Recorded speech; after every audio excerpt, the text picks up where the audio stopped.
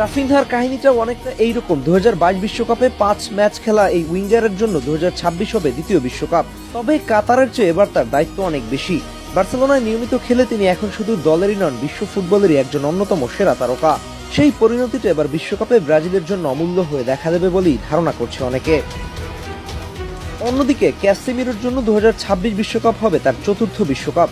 এর আগে 2014 সালে দেশের মাটিতে, 2018 সালে রাশিয়া এবং সবশেষ 2022 সালে কাতার বিশ্বকাপ খেলেছেন তিনি।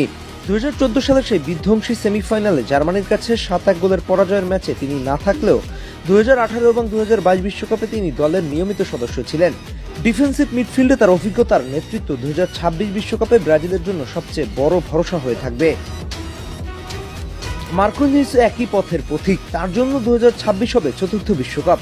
2014, 2018 এবং 2022 টানা 3 বিশ্বকাপেই তিনি দলের অপরিহার্য অংশ ছিলেন। এস্তেভা উইলিয়ানের কথাও বলতে হয়, এই টিনেজার উইঙ্গারের জন্য 2026 হবে প্রথম বিশ্বকাপ। চেলসিতে খেলা এই তরুণ ব্রাজিলের হয়ে অভিষেক করে 10 ম্যাচে 4 গোল করে চমক দেখিয়েছেন ইতিমধ্যে। ম্যাথিউস কুনহার জন্য 2026 বিশ্বকাপ প্রথম। এই স্ট্রাইকার এখন পর্যন্ত ব্রাজিলের হয়ে 15 ম্যাচ খেলেছেন। স্পোর্টস মার্কেট ইন্টারন্যাশনালের মতে এখনো প্রথম পছন্দ রিচার্লিসন হলেও বর্তমান পারফরমেন্সের জন্য কুনহা এগিয়ে রয়েছে। 2026 বিশ্বকাপে এই তারকারা কোন নম্বর পরে মাঠ মাতাবেন তা এখন আনুষ্ঠানিকভাবে ঘোষণা না হলেও বিভিন্ন সূত্র থেকে কিছু সম্ভাবনা তৈরি হয়েছে।